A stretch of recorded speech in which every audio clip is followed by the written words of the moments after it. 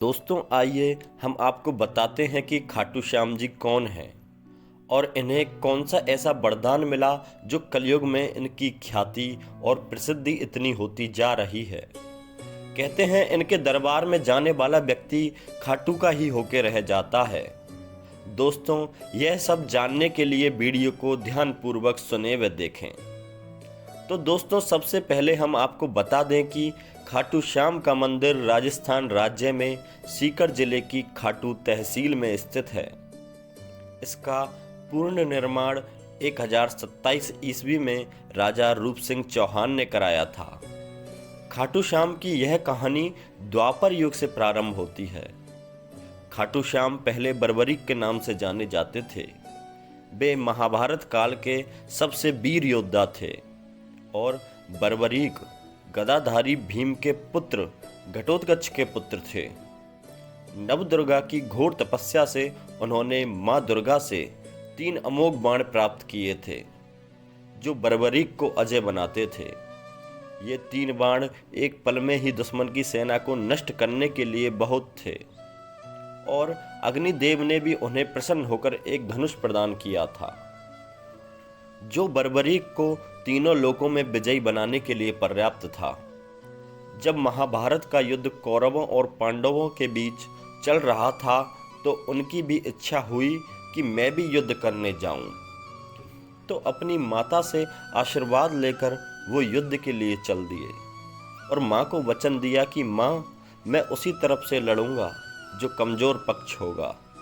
परंतु दूरदर्शी भगवान श्री कृष्ण ने इस सब को देख लिया और भविष्य का पता लगा लिया। जब बर्बरीक युद्ध की तरफ बढ़े चले जा रहे थे तो भगवान एक ब्राह्मण का वेश रखकर उनके रास्ते में पहुंचे और बर्बरीक का मजाक बनाते हुए श्री कृष्ण बोले, ए बालक तुम इन 3 बाणों को लेकर युद्ध की तरफ बढ़े चले जा रहे हो। तुम्हें पता है वहां पर कितने शक्तिशाली योद्धा हैं जो तुम्हें पल भर में ही युद्ध से धकेल देंगे। तो बर्बरीक भगवान श्री कृष्ण से बोले, हे ब्राह्मण मेरा एक बाण ही इस युद्ध के निर्णय के लिए पर्याप्त है। तो जब बर्बरीक ने यह बात श्री कृष्ण से कही तो फिर श्री कृष्ण ने बर्बरीक को चुनौती दे डाली कि अच्छा ऐसी बात है तो ठीक है, ये वृक्ष देख रहे हो, इसकी समस्त पत्तियों को अपने एक बाण से भेद के दिखाओ तो मैं मानूं। तो बर्बरीक ने अपने तरकस से बाण निकालकर एक बार उस वृक्ष की समस्त पत्तियों को चिन्हित किया और दूसरे बाण से क्षण भर में सारे पत्ते भेद डाले और बाण सारे पत्तों को भेदकर श्री कृष्ण के पैरों के इर्द गिर्द घूमने लगा। क्योंकि एक पत्ता श्री कृष्ण ने अपने पैरों के नीचे पहले ही छुपा रखा था।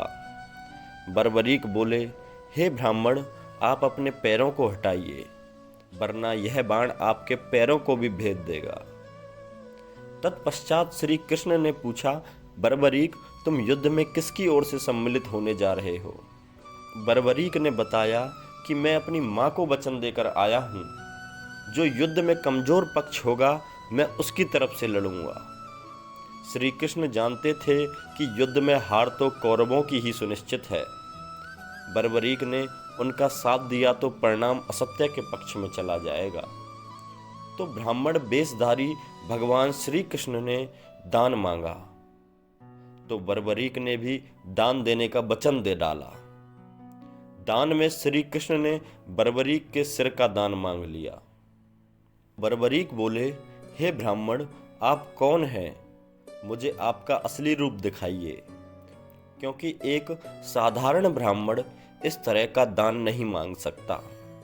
तो भगवान श्री कृष्ण ने बर्बरीक को दर्शन दिए और समझाया कि युद्ध शुरू होने से पहले एक सर्वश्रेष्ठ वीर की आहुति देनी होगी, इसलिए ऐसा करने के लिए मैं विवश हूँ।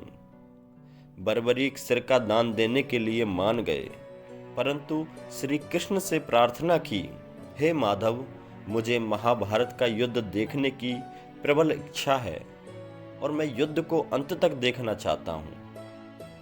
श्री कृष्ण ने बर्बरीक की इस इच्छा को पूरी करते हुए उनका शीश युद्ध क्षेत्र के पास एक पहाड़ी पर स्थापित कर दिया और शीश में जान डाल दी।